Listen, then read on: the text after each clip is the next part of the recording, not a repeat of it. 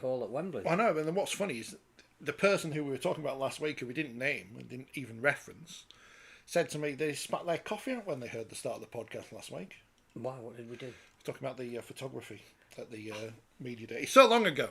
Welcome to the podcast. I think we might be early. 4020 live. Oh, yeah. Well, we kicked off early. That never happened. Well, seeing as we've got to finish by 7, because Steve's got to be somewhere, we're not going to be finished by 7.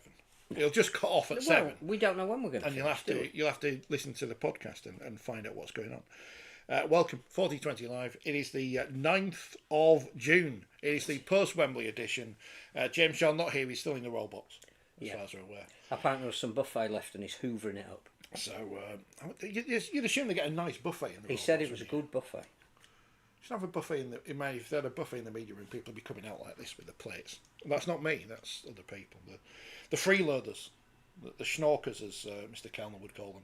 I don't know if that's a... Schnorrers. Is that a Hebrew word? I think it is. Apologies to Hebrew speakers for mangling your language. Wembley, it's done. It's done. Hello to all the people who are watching. Hello to all the people listening. Can I pay tribute to two people? Before we get into the whys and wherefores of what happened and why it happened. What happened, yes. And we have a host of Warrington fans desperate. That's why James isn't here. I think the post-match behaviour in the men's game of Elliot Minchella and Mark Sneyd was an absolute credit to this sport. I thought Minchella spoke beautifully in the formal press conference, talked about how he wouldn't have wanted to win it any other way because it encapsulated what the people of East Hall are. And I thought, again, that's a beautiful line. Now, they work hard, they take what they're given, but they want to see everybody trying till the last minute. And I thought Mark Sneyd, who picked up deservedly 31 votes out of 37, the Lance Todd Trophy, when interviewed, clearly, I would have swapped it for a victory. Again, he's one of our more experienced players. He's seen it from both sides. He knows what it's like to be taken off in a cup final because it wasn't working. But he also knows what it's like to win the Lance Todd Trophy in victory. He could not have done any more. But the way he spoke about, we were brilliant for 78 minutes, but the game lasts 80. And we'll put an arm around anybody who needs it and we'll look after them. I thought the two of them, perhaps more than somebody who swears on national television, epitomised the best qualities of this sport. So, irrespective of who you support and what you thought of the result, those two ambassadors were absolutely sensational. And why was it only 50 mile an hour on the motorway coming home? I was going to say something about Mark Sweeney. Oh, no, that's the thing about Mark Sweeney. I've not seen his interview, but at least he didn't have David Coleman say, well, you've won the Lansdowne Trophy, Mark. Is that any consolation about you losing the game? No, not really, David. He was fantastic, both on the field and in his dignity and humility afterwards. I mean, we can easily say he was a deserved winner because we both voted for him. So you voted for him, didn't you? Yeah. Well, it's either him or Mikey Lewis because he was the only other one who got votes. No, I don't think Mikey had a dominant game. Mikey did something that he'll remember for the rest of his life. And but I think in most of the 80 minutes, he did a couple of really good things. But he wasn't as dominant as Mark Sneyd was. And we, it's gone from being asked to hand in your vote, at the end of the first half, which it virtually was, to, it literally was a couple of minutes from the final whistle. And in fact, I think, did they come and collect the slips just after Hull KR had gone ahead? It might have been, There literally was the last minute and a half to go into it. So I think, the fact that 31 people voted for Mark Sneyd, even though it looked at that stage that they were going to lose, tells you how important he was. Tells you how many journalists are there as well. 37 votes in total. And all of them might not have voted. So, I mean, that's a lot of people there getting the that doesn't account for the spoiled papers. Getting the free food as well. Yeah, people who can't write their own name. Where you say signature, they put a big X in the box where it says write your own name in. I mean, they couldn't release who voted for who. I mean, it wouldn't matter, but they did 1 year, I'm sure. Yeah, I know. I don't know why they don't do that anymore. Maybe people got abused on social media by morons. I don't know.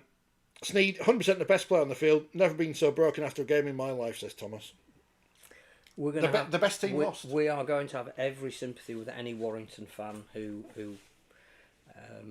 corresponds this evening. But the truth is that sometimes you don't get what you deserve. And Warrington played over and above how I think even Warrington fans may admit where's that they would play. Where's that Warrington been all season? Because Sam Burgess said this is what we're about. Well, you weren't about that when you played Wakefield twice. You weren't about that against Wigan in Vegas. It's been sporadic. So where is that Warrington week in, week out? I think the other question I'll be asking now. To pay tribute to are the Warrington fans, because I thought they were exceptional for, again, like their team, for 78 of the 80 minutes. They were probably, and again I'm hazarding a guess, 2-1 in favour of Hull KR there. I couldn't get out of my head that watching Wire Rugby. I don't know what the other words are, but that was stuck in my head for days. Well, but you would never have known there were twice as many Hull KR fans there as Warrington with the volume of noise. And we're virtually in the middle in the press box. So, but again, I merely started with the men's game. You may want to do it in the order in which it was. Yeah, I think we will eventually. Although it'll just be a rambling discussion about everything that Squally always is. Should release who voted for Mikey Lewis, says T. Well, I mean, I wouldn't have any problem with them releasing my name if I put my name to a vote. It's not a secret ballot. It's not as if I voted for who the president is or something. It's just who we think was the best player in a match, and it's an opinion. Yeah. So I asked my nephew because he knows far more about. Well, one of my nephews. The other one was sending me pictures of the stadium where he was sat. But the other one, I said, "Who would you vote for?" And he went for either Lewis or Dufty. Those were his two selections. Well, in terms of, again, and I ignored him and picked Sneyd instead. I know we'll talk about the games and who were the outstanding performers, but Dufty did look like the only player that was going to make a clean break in what weren't conditions that were conducive. For, he was fantastic, and again it's now emerged that his bravery of staying on for 15 minutes when he suffered his facial fracture. Cannot fault Matt Dufty for what he did, and he's one of those players that every time he got the ball, you think something's going to happen here in a game where there weren't going to be many chances created. I thought, again, if you're looking for people that epitomised why Hull KR won, Dean Hadley was outstanding, but he isn't going to get man of the match votes because what he does is the stuff that his teammates appreciate and not necessarily a flashy. I can't remember who I voted for the Rob Burrow Award at Old Trafford. I might have voted for Liam Farrell, but I think I voted for one of the other forwards. Because in a game where it's tight and it isn't decided by a half-back, although who won the... No, was it Jay Wardle? No, it wasn't Jay Wardle won it the year before. It's Bevan French, wasn't it? Bevan French, because he did the one. Wardle won it the year before. But in a game like that, that game was controlled by Mark Sneyd, this one, but otherwise you would have think... Do one of the forwards deserve it, or second rower? Well, second rower is a forward, but you know what I mean. So, interesting. Who would you vote for at home? You do get a very, very different perspective in the ground and when you're working, because obviously your concentration is in 100 different places, to in the ground watching the game and supporting one of the teams, or in the ground and being a neutral, or sat at home where you're getting fed the pictures that the broadcaster is picking. And which apparently sounds like a lot of cutaways of Sam Burgess, because that is a disease in British rugby league broadcasting. We have to see the coaches all the time. Stop showing the coaches all the time. I mean, Elliot Minchella, who I mentioned, was again the epitome of everything that's good about our sport. Over 50 tackles and over 120 run meters. When you know that level of involvement, he may well have been a candidate for. Maybe they'll name a bar after the number of tackles at Craven Park. The other exciting news from the world of awards this week is that Brad Arthur has won the Betfred Coach of the Month in Super League, which is bad news for Leeds on Saturday, because obviously that means they'll lose to Warrington. Cursed. One member of the voting panel explained their support of Arthur, it says on the story on the Super League website, but it doesn't say who they are. So it could be anyone of the shadowy cabal of media representatives who selected members of the Rugby League media who vote for the Betfred Coach of the Month. Do you vote for it, Phil? No. It's a fix. Nor should I. Sid says, Lewis won the game, Sneed show pony and counted for nothing. Well, that's one way of looking he gets enough things, mate. He's the man of steel. One way of looking. He's got a memory that can never be taken away from him. Can kick and everything. Kick goals in the last minute from the touchline. Wembley as a whole, taking the whole picture, so everyone moans about the order of games. Doesn't matter what you say on the internet, it's not by the BBC, because they want the women's game on the telly, and the men's game's obviously on the telly, and they don't have the rights to the 1895, and they're not interested in the rights to the 1895. Nor is any other broadcaster. So, and the championship as a whole. We're a massive fan of the 1895. Now, Barrow, they're going to charge you a £5 on Saturday to watch their women against St Helens. So if you want to watch that, you can pay a £5 and watch it. So, good for them. But as a whole, as a day, well, we didn't see any of the schools final, but Rainford won 40-0 or something, is that right? Yeah. Zach Nevin. Well done to them. Zach Nevin, is he scored a 100-metre try. So he's the name to look out for in the future. For Rainford, which I don't know if they showed the try on the coverage, because obviously we were in the stadium. If you get the chance to see it, it's brilliant. It's one of the best rugby league tries scored at Wembley. Well, it might win try of the week on the RFL. It should certainly be nominated. App thing. Well, there wasn't many other tries this week, so certainly not in the two men's the women's games. there were. Yeah, in the men's game, no. And one of the men's games, no tries. I think that's the first time I've seen that, but we'll come to that. First ever 2040 kicked at Wembley. Yeah, it was a day of firsts. So there's your. Is that what the magazine says? Because it's finished now. Yeah. Out this week, Friday, Thursday. Thursday subscribers, if the Post behaves. Friday in the shops. Monday when I come into the studio with a podcast. Wembley as a whole, people who moan about the attendance are the people who aren't there, so their views don't really matter. I don't understand this argument about, well, if we change the order of the games, there'll be more people. There won't be, because say if Wakefield were in the final, right, and I'm banned from. Have we gone back to 1979? It's 1979. I don't. Okay, our last won the cup. I didn't exist. It's worrying. So Wakefield are in the final. I'm not in the media because I've been thrown out for something. God knows what that would be. Say something bad about the chair of the RFL. No, you can do that as well. There isn't one. No. Supreme Leader, that's what we call him now. It's that flag behind me. If I'm there to support Wakefield in the men's Challenge Cup final, because our women have been knocked out, so we're not in there. So I'm there to watch Wakefield in the men's Challenge Cup final. I'm turning up, 3 o'clock kick-off? About 2:30? Might be a bit earlier and see the end of the women's game, see them get the trophy. And then when the final's finished, I've gone. Because I'm not really interested in seeing the final game, because my team's played now and I've gone. So I don't. The sickos are going to be there all day, like us. It's for the sickos, but for the rest of everyone else. I don't get this fixation with the attendance. I think anything around 65,000 is probably as good as you can hope. On the basis that about 30,000 fans, we reckon, were from the two men's competing clubs. So you've got 35,000 neutrals there.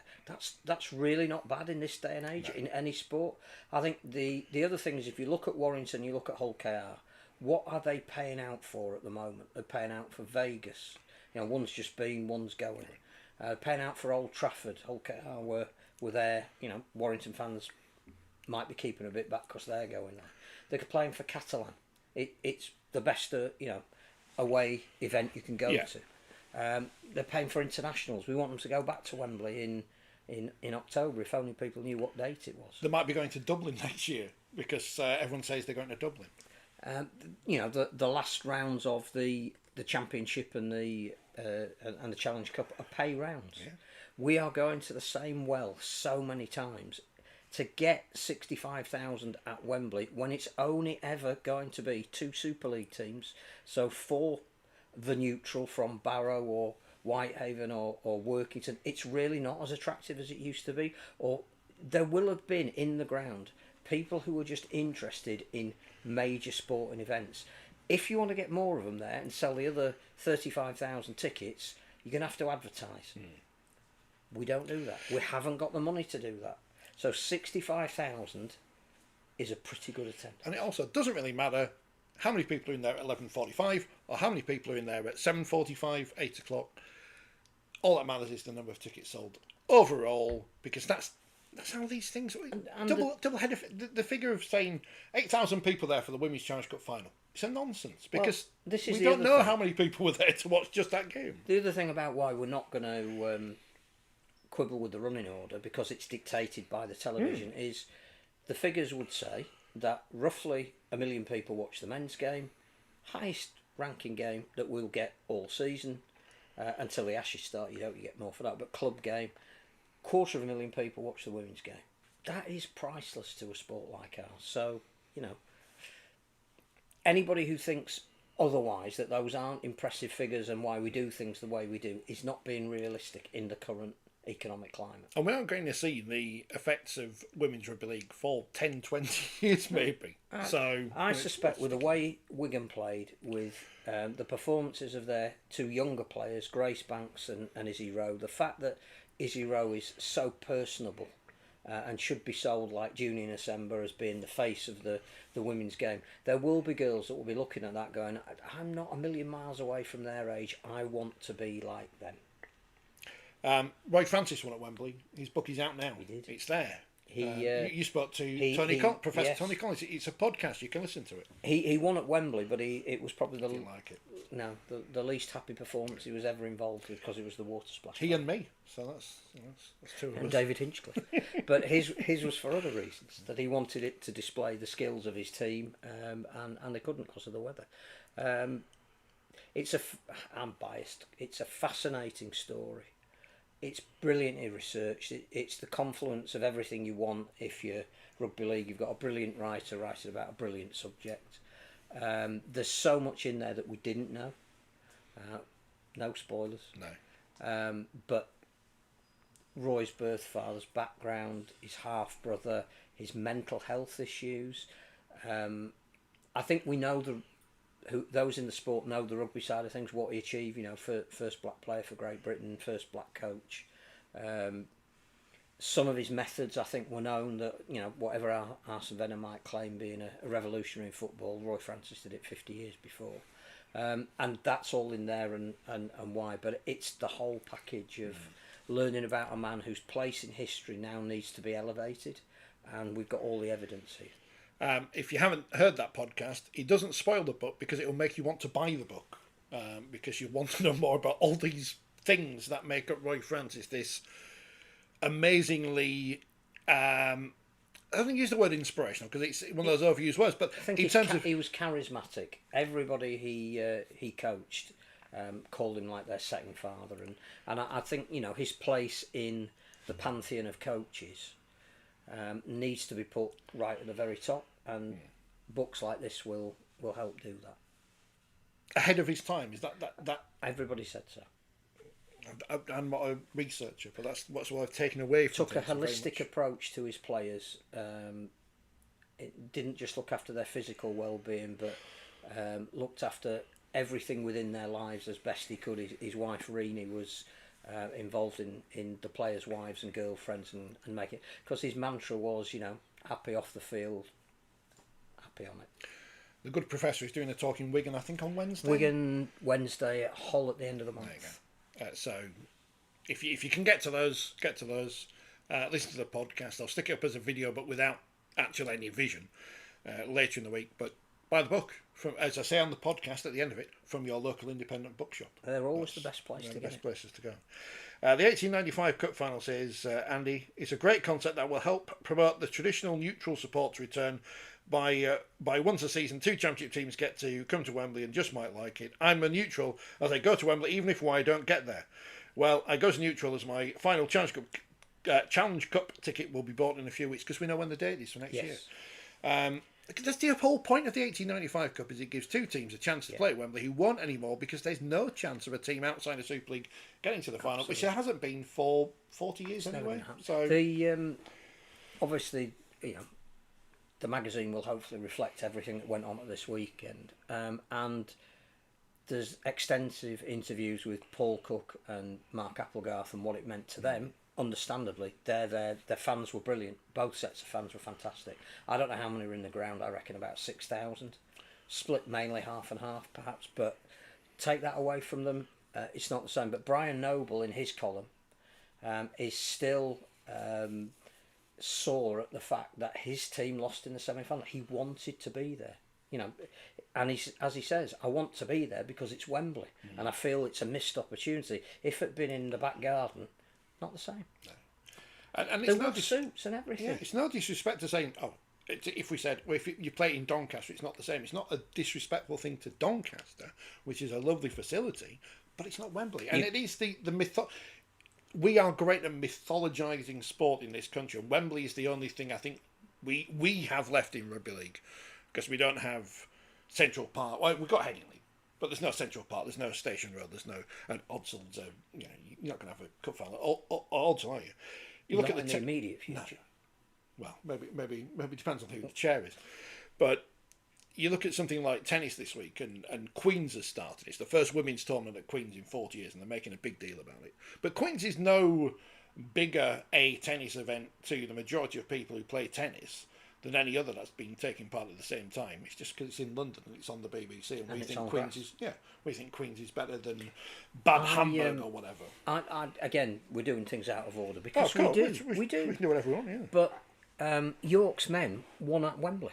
Yeah. For the first time ever in the club's history. There'd been a couple of times before in the Challenge Cup final and couldn't get it over the line. They had their own. It was a boat tour, wasn't it, on the river? Yeah, which is great because the women had that for the women's grand final as well. And those players, will be rightly fated for winning at Wembley. It's not just winning; it's winning at Wembley. They were on the local media. They were, they were lining the bridges over the river, the barge they were on. They haven't been able to ever do that before because they've never won at Wembley. They didn't win in Blackpool and they didn't win in Halifax. They won at Wembley. And we were talking to some of the Featherston staff as we were leaving, and they were loading the coach to drive back. It meant everything to them that they'd come down by coach the night before. They'd worn suits. They'd had Terry Mullaney lead them out. All of that stuff is absolutely precious. They were gutted that they lost in the manner that they did, as indeed Warrington and their fans will be, but they wouldn't have swapped that Wembley experience for anything. Paul says, few supporters stay for the 1895 Cup, though. I'm not sure about the 6K. I think the problem is people aren't going to stay. And we need to get out of the mindset that there's going to be everyone who watches is going to watch every game there. Yeah, there were enough there for it to be a really good atmosphere all the way through. And the more you build it up and the more you do something, the 1895 Cup now has been played 6 times. Yeah, has had 6 different winners. That's what we talk about all the time: uncertainty of outcome. Everybody having the opportunity to enjoy that day. The more you play it, the more clubs that get there. The more it will be meaningful in the calendar, and you may even be able to sell it to a broadcaster as a one-off event because it's at Wembley. You won't be able to do it if it's at Thrum Hall. Paul also says, again, nothing surrounding the event apart from messages saying entering an alcohol-free zone around the stadium. Well, that's something we need to work on with our partners, isn't it? And we need to make Wembley an event. Yeah. As I've said before. Which again is marketing budget, which we don't have a lot of. That part of all the work that's going on in the background regarding whatever a strategic review will be, which actually will only be structure, that's one thing. And you've got to get that right. The other thing is, how are you going to bring more money into the sport so you can divert a significant proportion of it to marketing? And, you know, you can rearrange the deck chairs on the Titanic, but somebody on the bridge needs to steer it in a slightly different direction so it doesn't hit the iceberg. Wembley is the one mythology we have, and we just need to. But we can't expect people just to go just because it's at Wembley, because there's loads of sporting events at Wembley for people to go to. I listened to a couple of sports desks on the way home when there was very little else to do, because all the motorway service stations don't serve food after 10 o'clock. And our result, the men's result, was mentioned in all of them, and the women's result was referred to in some of them. If it hadn't been at Wembley, it wouldn't have been. Box Park was quite fun, says Paul. Is it just booze? Did you throw any beer over anyone's head? We passed it, didn't we? We did on the way. I didn't know where it was. But another Paul says, Martin Vickers from Fev said they only sold 700 tickets, although, of course, some supporters will have bought from the RFL, I expect. Don't know where he got his numbers from. No, there were a lot more than 700 there. I reckon they were close on 2,500, 3,000 Featherston fans. Again, they were really loud. Strange week of news, because earlier in the week we were told that the Challenge Cup finals are moving to August, and then on Saturday we're told it's going to be on the 30th of May. So I don't know what happened there between somebody's been Wednesday and misinformed or deliberately put up a smoke screen.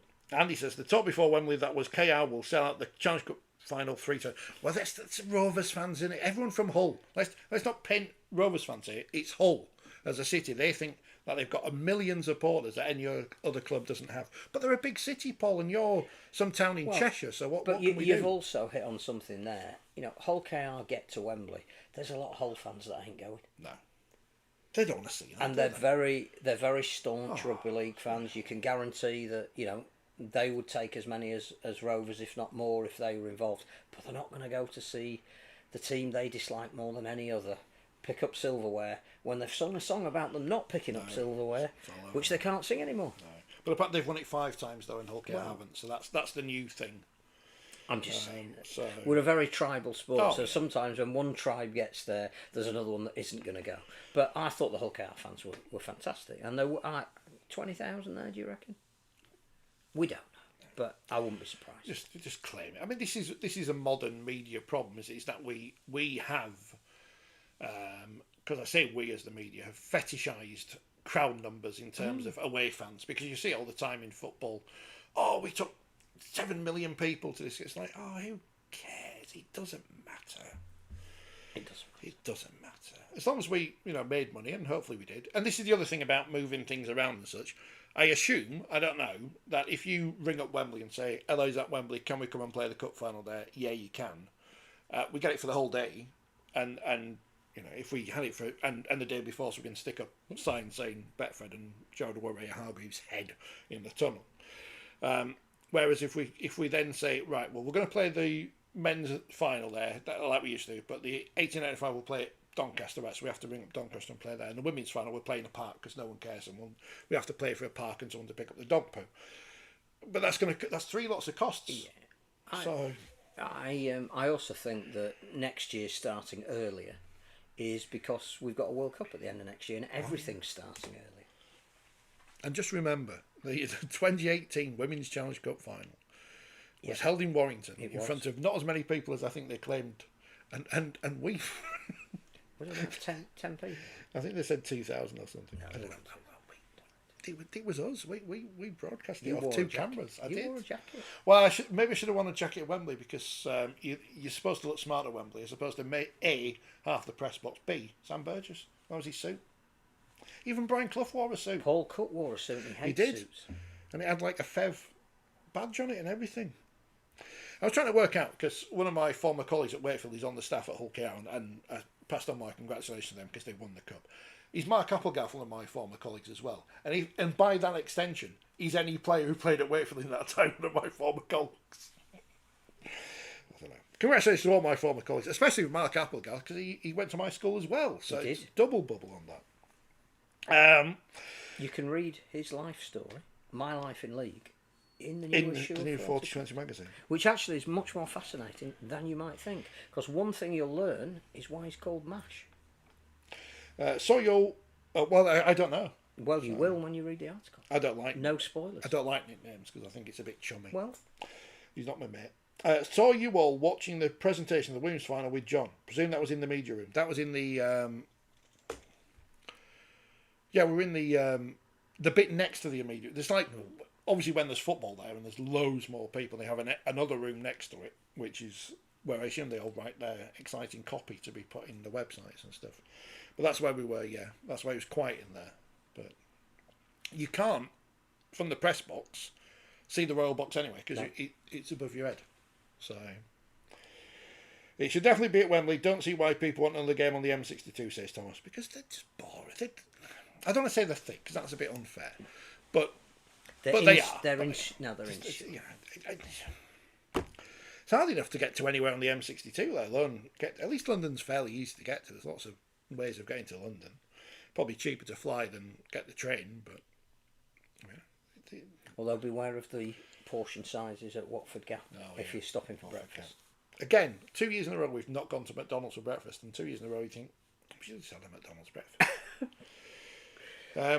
What else happened news-wise before we talk about the actual games? I don't think anything has happened, has it, news-wise? No, it's been a relatively quiet week because all the build-up has been for Wembley. Mal Meninga's, did we say last week, coach of Perth? Job, yeah. After all that talk about it being but Brad more Arthur than and that, Sam Burgess, he's not going to be the coach of Australia. It's going to be Freddie Fittler. That's what John Davidson said.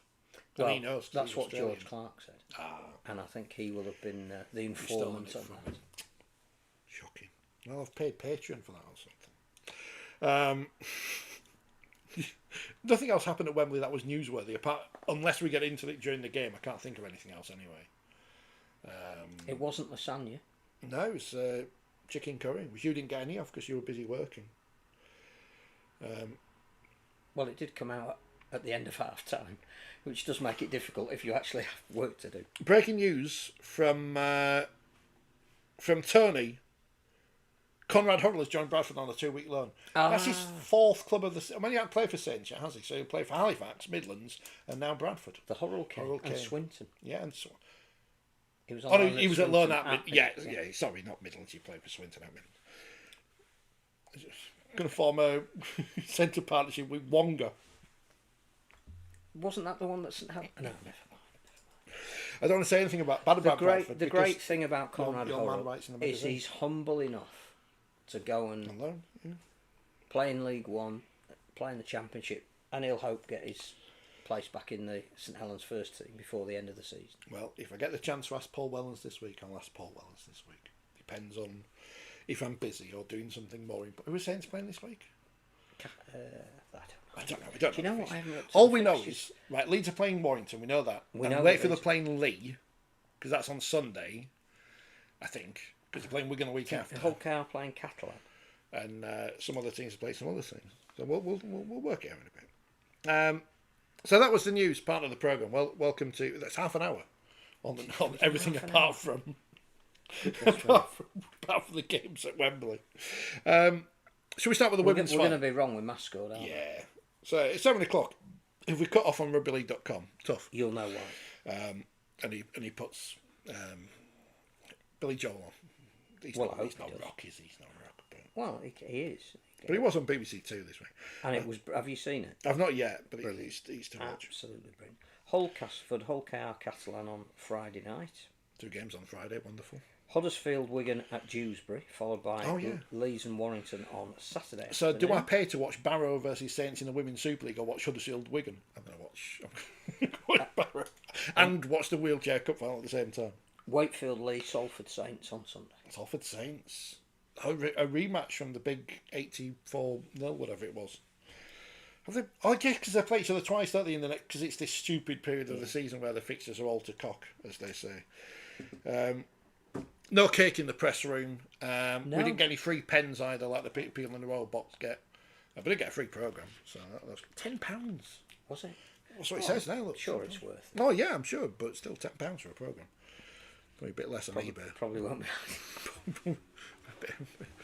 Keep your eyes out for that. The women's final. Yes. I think last week on this programme, we, as many people probably said, Wigan will probably win unless they failed to fire under the arch expectation, lack of experience, blah, blah, blah. Lo and behold, Wigan win.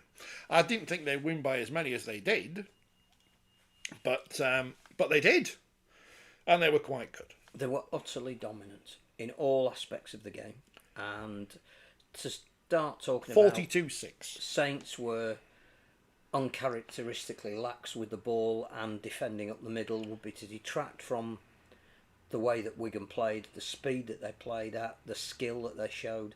They had some outstanding players. Mary Coleman was brilliant.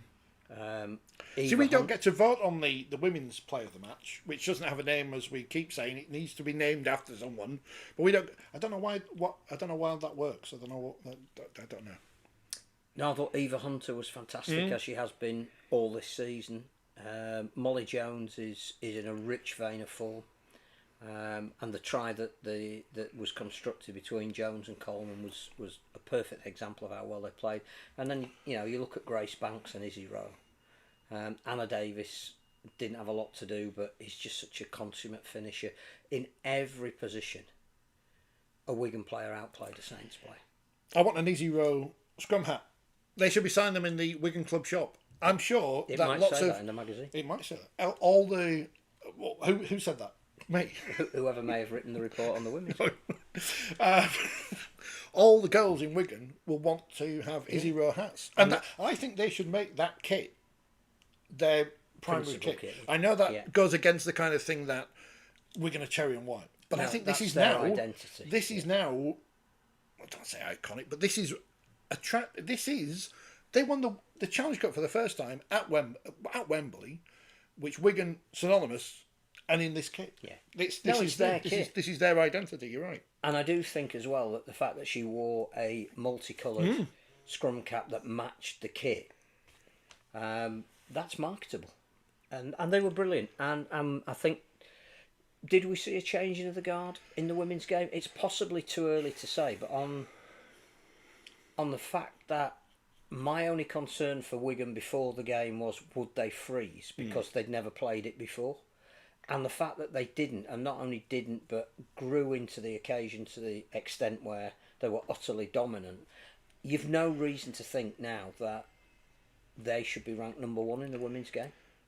Top of the table. Can't write off the Saints, though. Can't write off the Saints. No, and they'll want to hit back. But again, without being disparaging in any way to St Helens and what they've achieved, which, has been a dynasty, by comparison, in the way the two teams played, one looked slightly aging coming to the end, the other looked youthful right at the beginning. And some of the best players to ever play the game have pulled on that Saints shirt. But there's going to be an interesting transition, which the men's side have also gone through, because some of the stalwart names that we've come to associate with them are nearer the end of their career, and the main group of those Wigan players are just starting out on their journey. I'm going to play devil's advocate in a minute, but we weren't disrespectful to St Helens in the build-up, weren't we? Because they claimed to be disrespected. And again, if you win, you can say, we thought we were disrespected. Yeah. If you lose in the manner that you lose, it doesn't matter whether you think you were disrespected or not. You've just lost. You've just played into the hands of the people you think disrespected you. Nobody did. I think they wanted more kudos beforehand that they were the defending holders of it.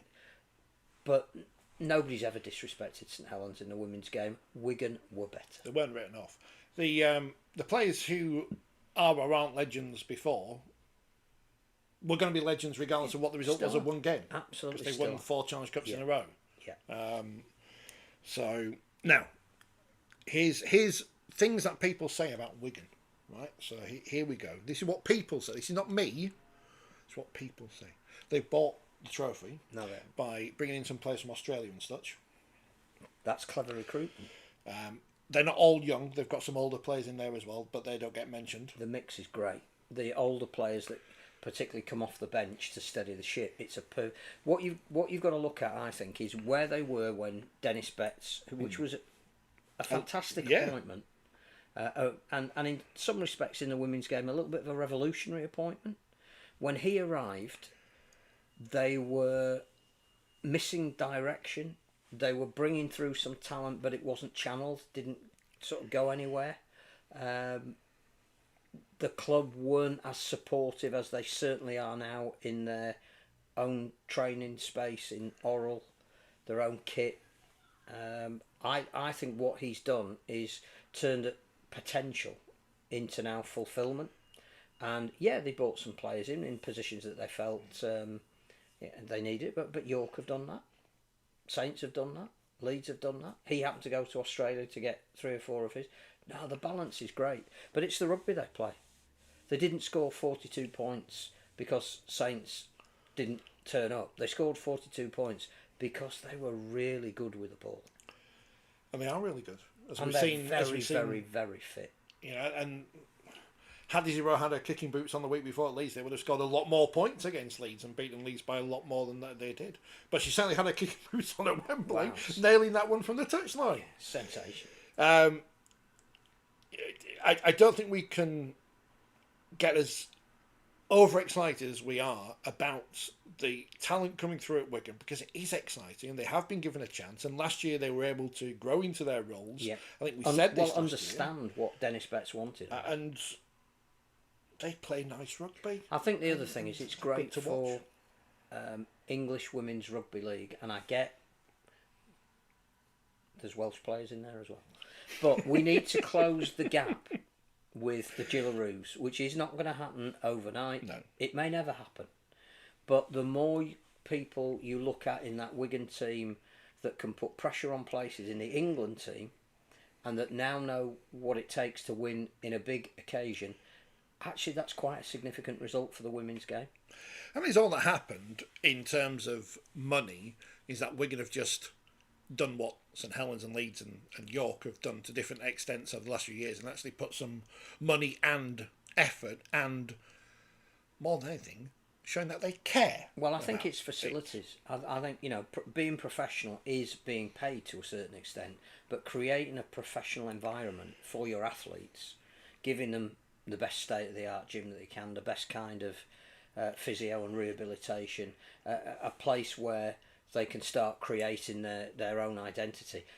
That's professionalism, as much as saying here's 50 quid to cover your diesel to get here. And I think we're going to have got that. But to me, that looked like we've now got 4 very good teams. That's going to create a greater reservoir of talent.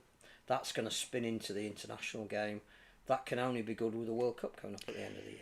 And it does say to the other clubs who we know have owners with money, that they have no excuse. None at all. They have no excuse, and if you're just paying lip service to it, just don't bother. No. And I know that sounds harsh of me to say, but it's true.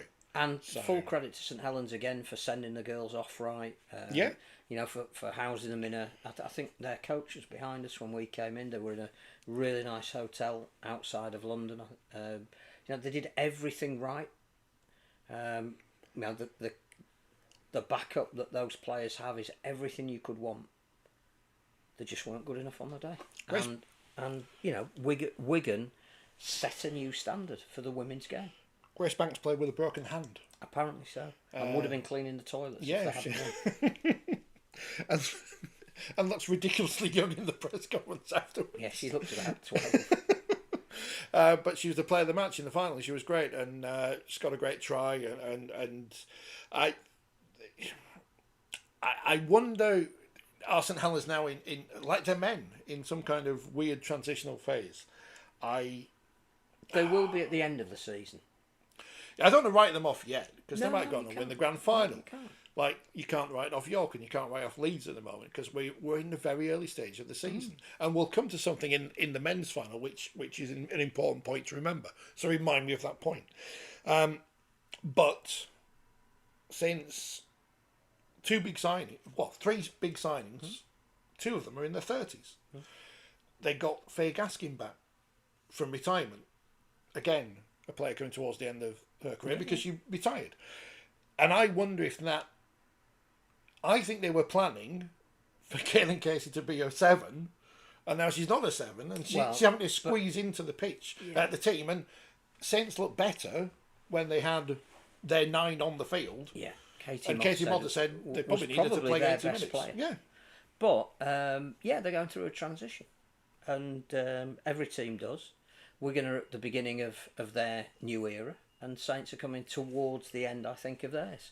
So yeah, all good for the women's game. It was a game where you just sat back and admired what Wigan were doing, rather than it was a competitive game in the same way that the men's was. So if Wigan win the League Leaders' Shield, excuse me, and get to the grand final, where they're going to play the grand final? Andy says, Claire Balding was at the forefront of women's rugby league. Should the woman of the match be called the Claire Balding Trophy at Wembley? That should be named after me. I presented the first cup final on the BBC. I think there are some pioneers of the women's game, some of whom are now in the RFL Hall of Fame, that would probably rank ahead of her. But it's certainly worth discussing. There's a theory. There's a theory there. But it does need to be named after someone. It has to be.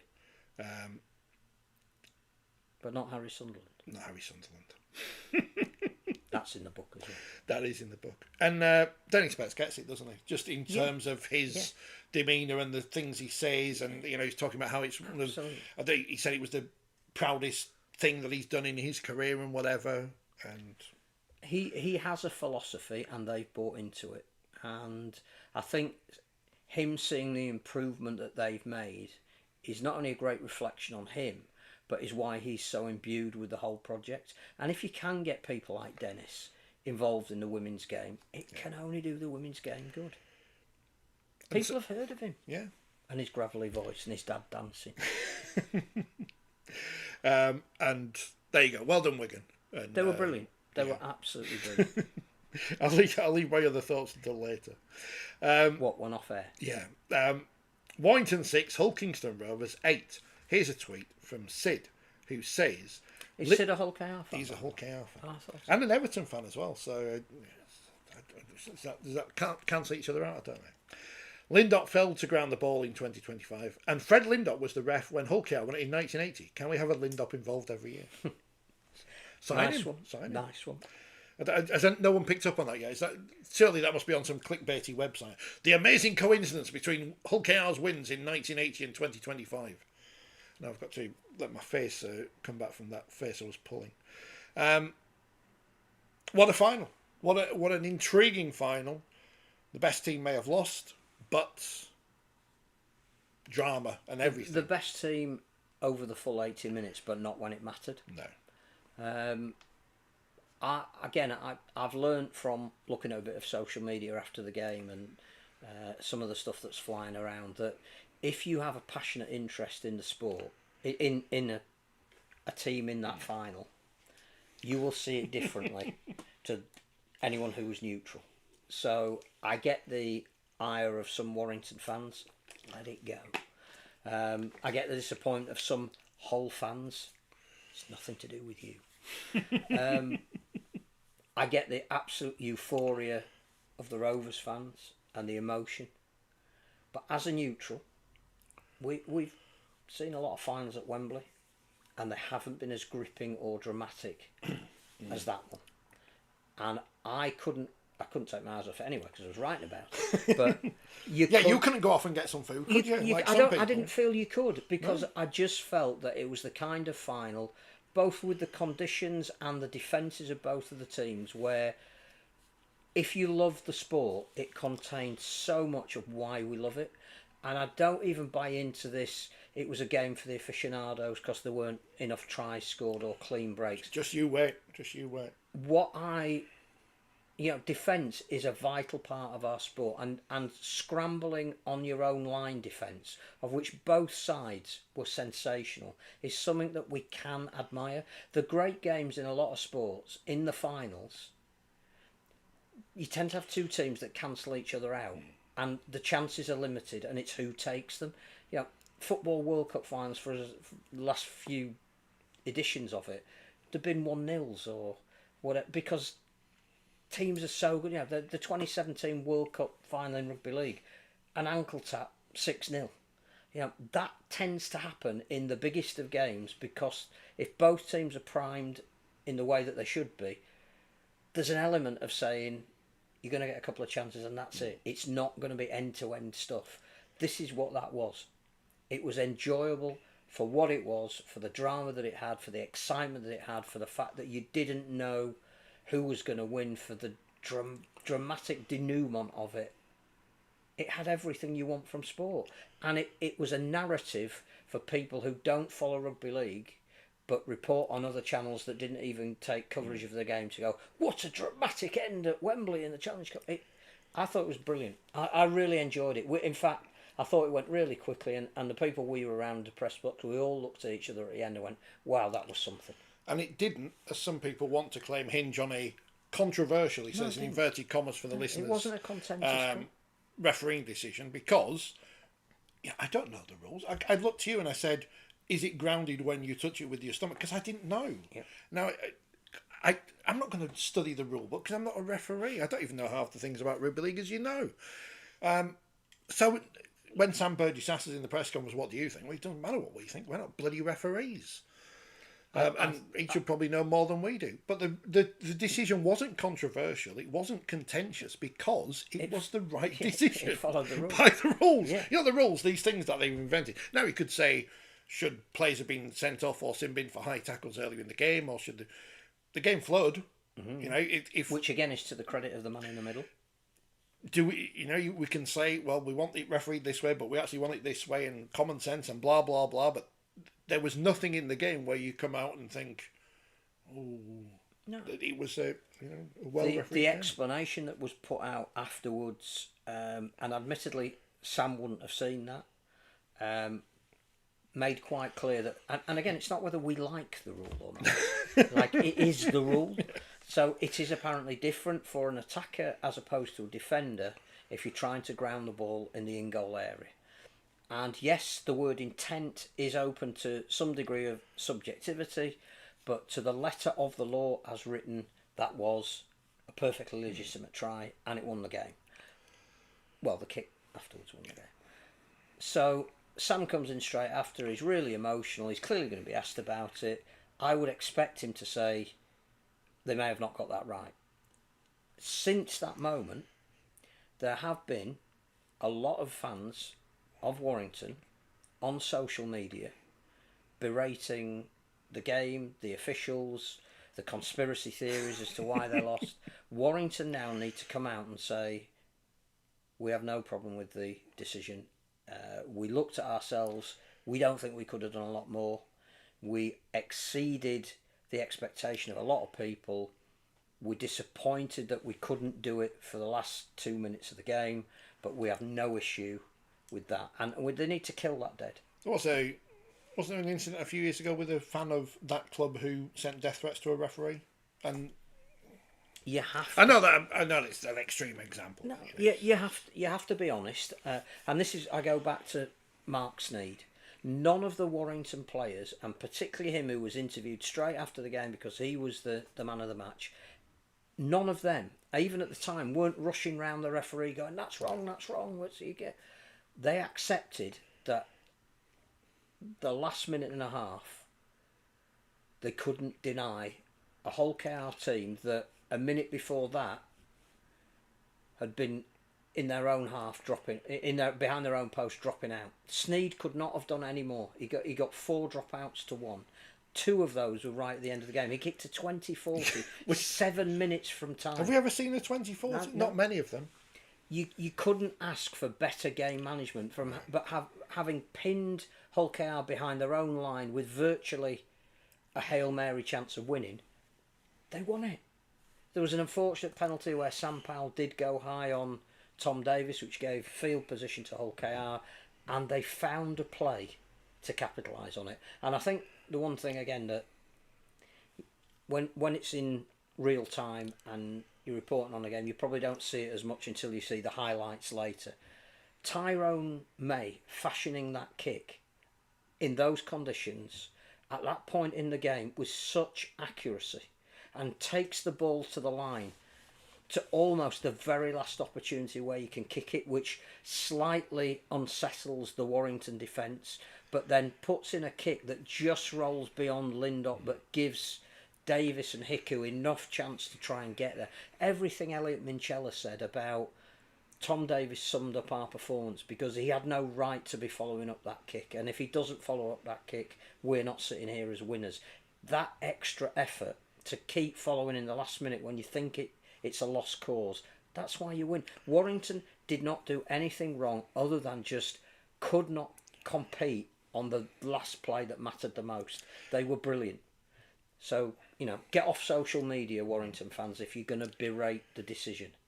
Differing opinions on the how the final went, and that's because it's subjective. We all have opinions. It's subjective. Absolutely. Paul says he wasn't a great watch. Final 5 minutes agree with the drama, was with a group of people whose first rugby league game this was. They were quite bored. Andy says, I'm a wire. It was a great match, but I don't know if I'll ever watch it back again. I'll just delete it, Andy. Just delete it now. Do what Sam's doing and say, that one's consigned to history. Let's move on. Thomas says, we had so much possession, needed to make it count. I enjoyed the game until the last few minutes. And Paul says, it was a game where both teams got into the grind and kept at it, but in the end, Hull got that little extra to win. Much prefer that kind of game than a 36-26 type game where the tackling is poor. Here's the thing I'm taking away from this. This is my theory now. Wet weather conditions, reminiscent of grand finals. So not only have Hull Canal won a big game, because everyone said, "You don't want a big game." They've had 2 chances in big games. Now they've won a big game in the kind of conditions we'll see at Old Trafford in October, when it's all the marbles are on the line. So they've got that in their favour as well now. Everyone talks about, well, not everyone. Some people have written articles saying Joe Burgess should be in the England team, which is nonsense. Surely Elliot Minchella, if George Williams was injured, he should be the England captain, because he is a captain. He is a leader, as he has shown throughout his career, fighting back from being released by Leeds and becoming the captain of Hull Kingston Rovers, captaining them into this final, winning the trophy, speaking well, humble, all these things that you want from a leader. Appreciative. He is a leader. Yeah, and only the second Hull KR skipper in history to lift the Challenge Cup. I think you're right that he talks a lot. Everybody does, about doing it for your mates and always doing it, no matter what the state of the game is. And that's what they did. They were as connected, unified, and chasing the game in the last minute as they were in the first. I think that we've seen the disciplinary charges after the game, and I'd like to see the minutes. It would appear that 2 of the incidents that perhaps could have had a card shown have attracted some disciplinary points, not bans. We thought at the time Burgess perhaps could have got a yellow and couldn't have complained if he had. Right. The Sasso Sue one, where there's a spitting allegation, I don't even think you can comment on until he goes before the beak tomorrow. And people have put it up on social media, the video, and we don't know until. And the thing you don't with that know again what is, angle it is and all that kind of stuff. Whatever the decision is reached, people will moan about it either way. So there's So I think there is a tendency in finals to be a little bit more lenient, but you also tend to find in the big games that both teams want to play. Yeah. They're not trying to slow it down. I think the wet weather suited Warrington because it played into the hands of Sneed, whose kicking was fantastic. And it wasn't just his kicking, I think his distribution was great. Williams came back, was a risk, wasn't a risk. He was brilliant. Ben Curry was outstanding, I thought. And he made a late break, and I genuinely thought that's going to be the break that wins the game for them, but not again. But it wasn't.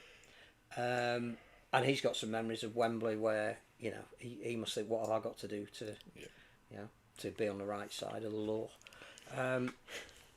But I think Hull KR's stickability, if that's a word that you can use, the amount of times, particularly late on in the game, where they were defending their own line, but with such commitment, the reward came. And I think it's too early to say this is a dynasty and they're going to go because they've won one, they'll win. They've won one thing, That's all they've done so far. They're going to have to manage, as indeed a Warrington, what normally happens after you've played at such a high and intense level, and either in terms of disappointment or elation, you have to manage that over the next 2 or 3 weeks, because it just drains you emotionally and Your battery is low. Even if you're physically fit, you just can't keep getting up for stuff. They're going to need to rotate their squad a little bit. Michael McAlorum, the other injury doubt before the game. Was it a risk? Was it ducks and drakes that he didn't appear at the captain's run? Probably. Did they get a decent 23 minutes out of him? Probably. Did he do anything that changed the course of the game? Probably not. But Willie Peters said, when you look around the dressing room and he's there, you know you're going to be all right. Did it make sure that Jez Litton had to put even more into the 55 minutes that he was on? Possibly. So no, it paid off for Hull KR. They got what they deserved because they played to the very end, and Warrington can hold their heads up high because we haven't seen a performance like that from them this year. And of course, as we go towards the second bit of the season and we build up to Old Trafford, and no one has written off Wigan despite some nonsense, and they'll be hungry to get back there. Well, more than that, they've had another week off, and they'll be relishing to get to top spot as quickly as they can. But it's okay because Andy says the grand final is in October, but Wire will knock them out in September. So there you go, Warrington. Need to find some consistency because I know it's difficult to get up every week, but the Warrington we saw on Saturday was not the Warrington we've seen consistently in Super League this season, where they've been dreadful. But I think the reason for that, with the greatest respect to Andy and what they may or may not do in September, is I think they knew that 80 minutes was their season, that they can't guarantee they're going to be in the six, and if they get there high enough up the six to create enough damage in the playoffs, I think what they knew was there was a chance to win that cup mid-season and then see what happens after it, particularly with Sam's future in the balance. And that's what I'd say. Toby says it was a bit off the mark in John Davidson's pre-match to say that Hull KR were the only team that could beat Hull KR. But on all the evidence we had going into the game, Warrington, who we've seen lose heavily to Wakefield twice, Wigan, would not have been on the same level as Hull KR. And they were, and that's to their credit. The bookies rarely get it wrong, and Hull KR were, 3-1 on? Yeah. And had 12 points. Warrington had 12 points on the handicap, which went out from 8 in that week. The bookies rarely get it wrong. It was safe to say that Hull KR were strong favourites. And that isn't disrespectful to Warrington. That's what the form guide said. Toby says, you, Phil, said that was Warrington's last meaningful game of the season. Do you still think that's the case? And I would say, yeah, they're not going to get to Old Trafford. I think they need to resolve what's happening with Sam. I still think it's odd that he would admit to having an interview with another club while still contracted to Warrington in the week before a big game. The indications are Sam won't be there next year. That now makes it a really big call for how Warrington finish the season in terms of the players they've got, what retention and recruitment they can do before they know who their coach is going to be, and how motivated they are. I don't know. I look at the league table and think the top two probably nailed on. Leeds with no distractions, you'd say, would be a team in the playoffs. Lee, not sure about at the moment. Think we need to see a bit more evidence of that. Saints and Catalan, there'll be some sock pulling up needed to be done. So Warrington can make the playoffs. But it's going to be a real hard slog from here because they are a little bit behind the 8 ball. I think Saturday was their best chance of winning silverware. If you ask me, do I think Warrington will get to Old Trafford? No. Could they get there? Yeah, of course they could. Yeah.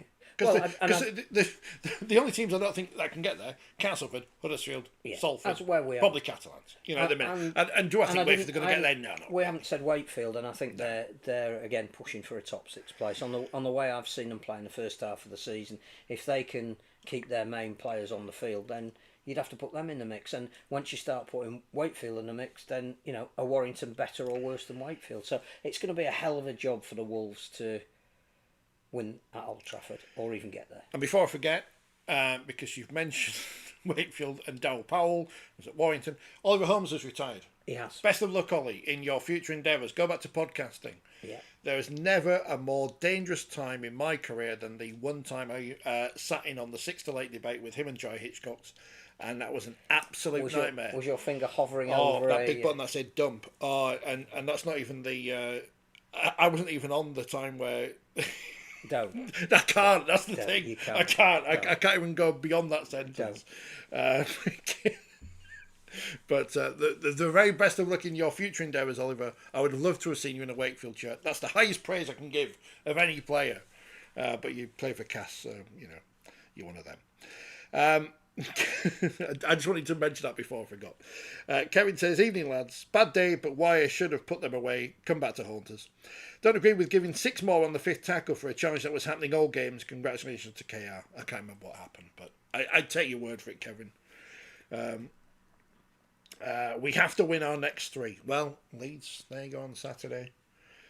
What's it on the telly, but they're all on the telly. It's going to be tough.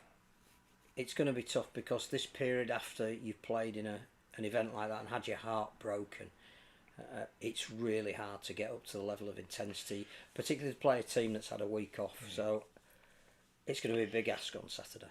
No, Duffy, but they've got Rashford to fill in, which I know he's not the same style of play, but at least he's got experience in that position. No. Dominic asks if Burgess does leave, who's taking over. Kevin says Sam has said he's going to see out his contract, though. He literally said it again last week. Was his contract till the end of this season? End of 26, because he signed a contract extension. As to who would take over, no idea. But well, Steve McNamara is going to be the first cab off the rank for. And again, because he's available now. Yeah. If you think you're going to need to make a change. Well, we say he's available now. Bernard Gouache says he's gone, but he hasn't gone yet. Well, officially. I think he has. Bernard has. Well, he has. But Orlando Pendon that he felt that they needed a clean sheet of paper. He has, but and younger recruits from the NRL, which is interesting. Need a coach as well. There is a rumour in the new issue of 4020 as to who the next Catalan coach will be. Andy says Warrington still have to play Salford twice, Catalan twice, Huddersfield once, and Cass once. Why will make the top 5? The slight problem with that, and I get that, is that you're judging those teams on their form at the moment, but Huddersfield will jag a win from somebody. Castleford are inconsistent, but you wouldn't put it past them, and Catalan can't get any worse. No. So I wouldn't look at your fixtures. We're also not writing off Warrington making the top 6. No, absolutely not. It's just going to be tough. There are. I don't think they're capable of winning a grand final. 12 teams in Super League. I've written off 3 of them, probably 4. So 8 going into 6. They've got a very good chance. And I still think that if we're sitting here in October and they have won the grand final, we would be nothing but admiring of what they've done. Then we've got nothing because the whole things have gone, and the only thing we've now got left is Warrington. It being their year. So if they win it, I mean, granted, there's still the potential of nuclear war and everything, but still, I don't know. I don't know what we'll do after. We might just have to end everything. That might be the end of rugby league. That's the season finale. Warrington win it, and that's it. What's something else about Warrington and Hulkinson Rovers we needed to say? Probably not. I think I enjoyed it. I'll make no bones about the fact that I am not a Warrington fan, so I feel your pain. I'm a neutral, but I loved it.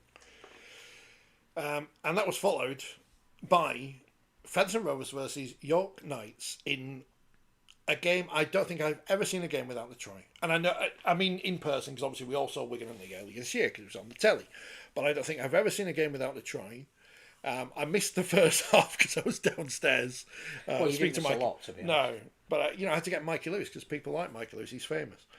And came back up. I think it was 2-2 when I came up. And then did York score a penalty and go 4-2 up? Just before half time. And then it was 4-4. And then you asked at about 60 minutes when should they go for a drop goal, and I said no. So I am officially more intelligent than Featherston Rovers halfbacks because they didn't go for a drop goal. Well, bizarrely, I mean, York did, but they were rubbish. With barely 2 minutes to go, Featherston had established a position where they could go for a drop goal. They were about 20 metres out. They were in midfield. Ben Reynolds was stepped back and set up, and somebody decided to go out wide. And the chance was gone, and ultimately in Golden Point extra time, after 2 attempts that fell short because they were trying from too far out, Liam Harris nailed it. And you could tell how disappointed Paul Cook was. You'll be able to read about his thoughts in his column. And he did say the word had gone out to go for a drop goal at that play, and he will try and find out who overcalled it and why.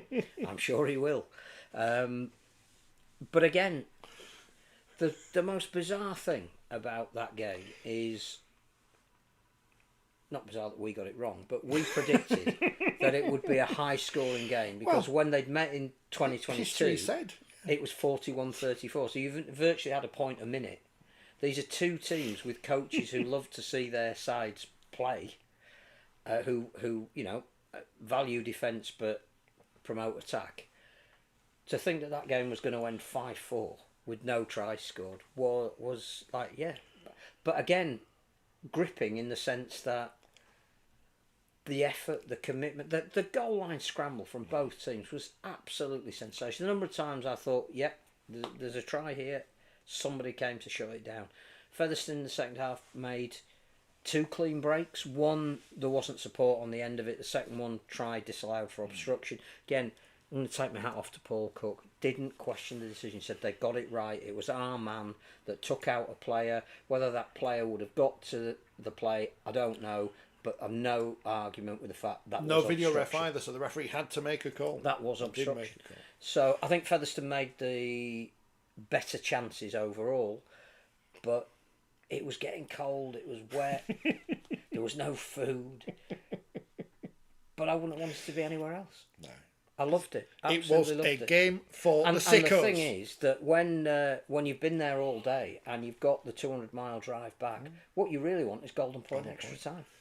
All these people who didn't stay around. It's interesting because you read match reports from people who might not have been there at that point, but it's the sickos were there, still there, not just in the press box, but the most important sickos, the people who were there supporting both teams in the rain, because Wembley, we spent all that billions of pounds on it. Uncle Ken built this stadium. He did build the bloody roof. So, when Mayor Sadiq Khan, who did say Women's Challenge Cup finals on today, but he didn't. He wants WrestleMania to come to Wembley. The problem is, A, they'll want loads of money from us, and B, they'll go to Saudi Arabia before us because we haven't got a roof. You can't have WrestleMania in April at Wembley because it'll rain. Or in March. Stupid. I was fortunate enough to be in the tunnel area getting Paul for his column as the players were coming off. And again, it goes back to what we said at the beginning. It couldn't have meant more. No. Couldn't have been more heartbreaking for the Featherston guys. So dignified. Couldn't have meant more to York. A trophy on the sideboard. Slight points in the IMG gradings. But when they come to York being ready to perhaps go to Super League, it's a trophy on the sideboard. Everybody involved in that game was so dignified. A credit to the sport, a credit to themselves, and I think the fans of both clubs will have felt it was a privilege to be here. I could not ask any more of my guys. I don't say they all stayed to cheer them off because people will go early, but the vast majority of people from York and Featherston, and especially Featherston because they've lost, were there to cheer their players. The Featherston players went over to their fans, who had been brilliant. Yeah. And to a man, woman, child and dog, if they were allowed in, they were all there to say thank you very much before they then left. So final, no one's going to forget who was there. I mean, Kevin's asked about the attendance. I don't know how many people were left there. It doesn't matter. But my estimate was about 6,000.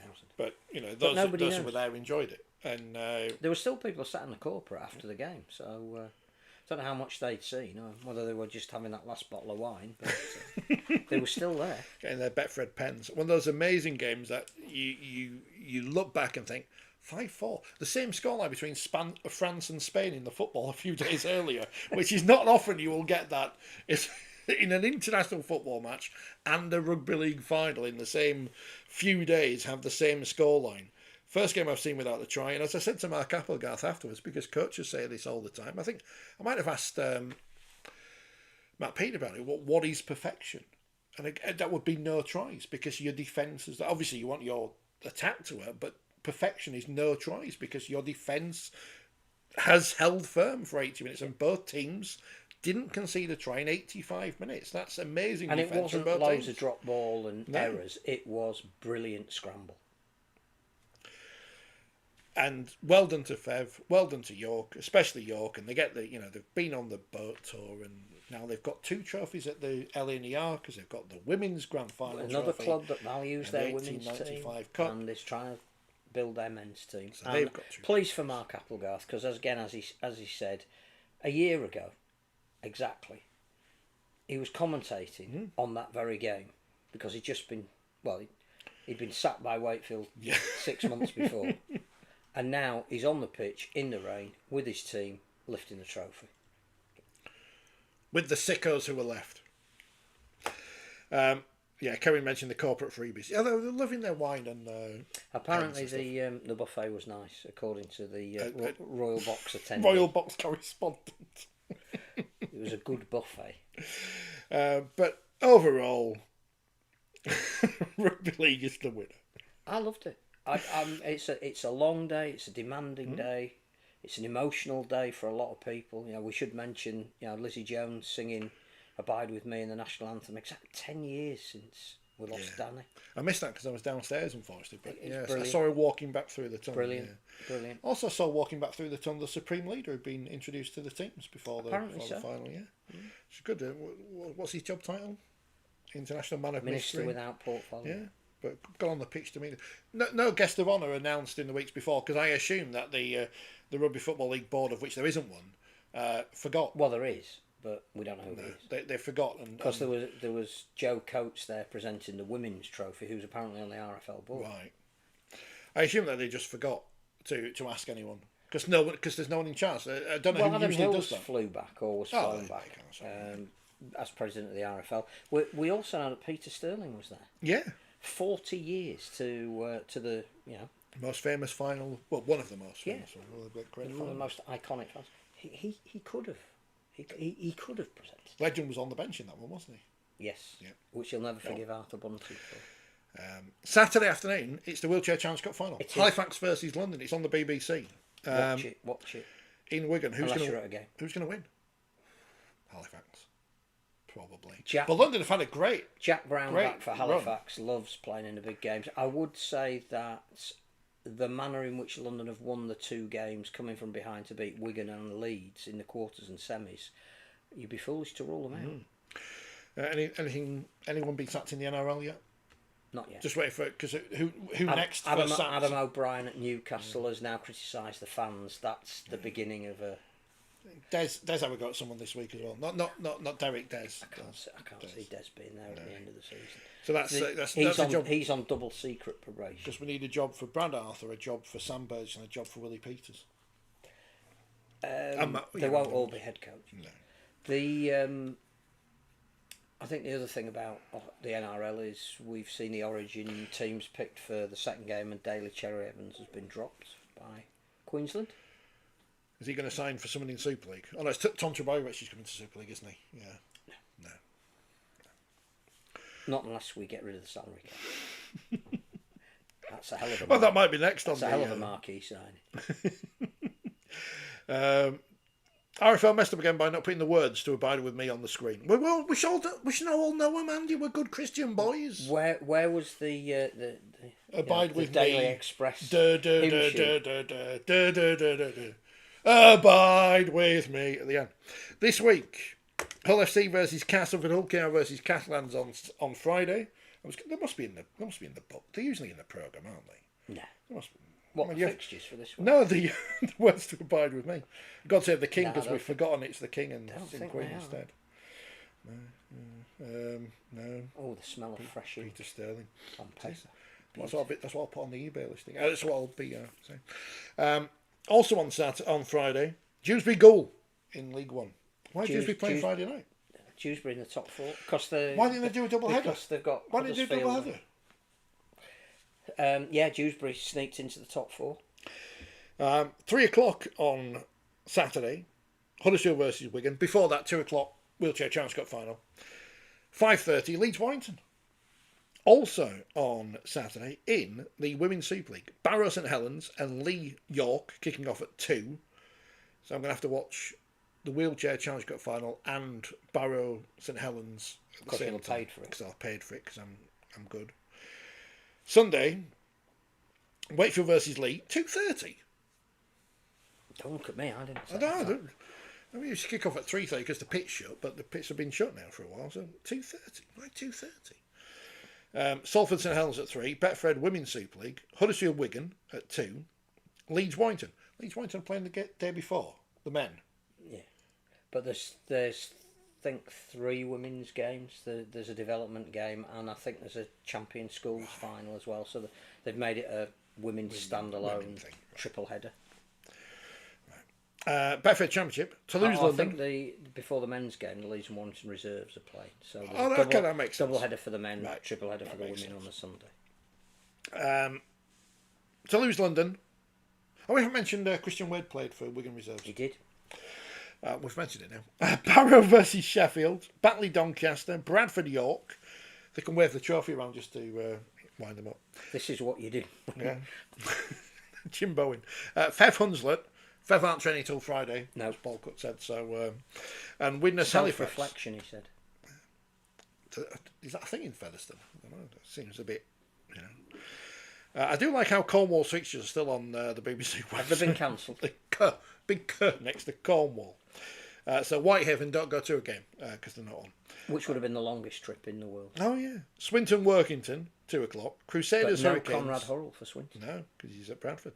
2:30 Crusaders Hurricane, and Hurricane. I've turned into Phil Gould. Crusaders Hurricanes is arguably the biggest game of the weekend. Numbers 1 and 2 in the in League One. The only defeat that the Hurricanes have suffered has been to the Crusaders. They would replace them at the top if they won. That's going to be a big game. So in the spirit of Phil Gould, the last game is Cougar versus Hornet at Cougars Park.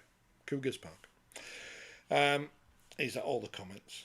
I think it is. I think we're done. There's nothing else. Apart the magazine is out this week. Buy it. Everything you need to know about the Challenge Cup final in one place. Don't worry about finals. Burning the midnight oil to get it to you. No. Even though there was. You have to sleep now for the rest of the week. Till Wednesday when it arrives, yeah. Then you've got to put them all in the envelopes. Well, what I'll do is next year I'll put the words to abide with me on the screen. It might take us about a year to write them out on it. But you just have to sing the first bit. Fast falls the eventide. You don't need to know anything else. There's not even a bit like in the national anthem where you go. You could probably have got it on your phone if you really wanted to know. And why do we still do that? It's just one of those tradition because we can. Because that's rugby league for you. Abide with me. So we'll be back next Monday, I think. There's no reason why not. We'll reflect on the Wheelchair Challenge Cup. We'll reflect on Warrington beating Leeds because of the curse of the Coach of the Month. And any shadowy cabal happenings that happen. I mean, one assumes that all the RFL people who are on the pitch at Wembley will be there at Wigan on Saturday for the Wheelchair Challenge Cup. Somebody's got to present the cup. Oh, Paul says they didn't use the screens apart from for a fan thing with the photos. The NFL made extensive use of them. They've got ideas and money. But yeah, we should do more than just his fan cam. Look. But anywho, we'll be back next week. Enjoy the week. Well, I was right to tell my score. There's only the 2 of us and 3 games. It'll only be an hour. Yeah. So 20 minutes. We did an hour and 40 though last week. So. Sorry, apologies to the Hull the man from Hull KR, who I'm not going to name for legal reasons, who said to us that the podcast went on too long last week and he got told off for listening. Oh, right. So it's not too long because it was crap. No, too long. Just too long. Yeah, it's been going on too long. 10 years he too long. Creosoted the fence. 10 years too long. And Andy, final word from Andy. There was a guy doing sign language, but no words. Strange. Well, maybe you'd have to. I'm just going to do some. I was going to be like tic tac, like. But it was double good carpet. that they were doing sign. Yeah. That's another thing. And another thing. One more thing. Why at every big event do we have loads of kids dancing on the pitch at half time? They were having fun. I know, but it's just. Is anyone that bothered? That's where the schoolboys game should have. Is anyone bothered? I know it's part of something and we're probably getting paid for it, but does anyone care? On that bombshell, does anyone care? No. I didn't record it. Oh, never mind. We'll see you next week. Same bat time, same bat channel here for another edition of 4020 Live. Buy the magazine, buy Roy Francis's book, subscribe, It's very like. good.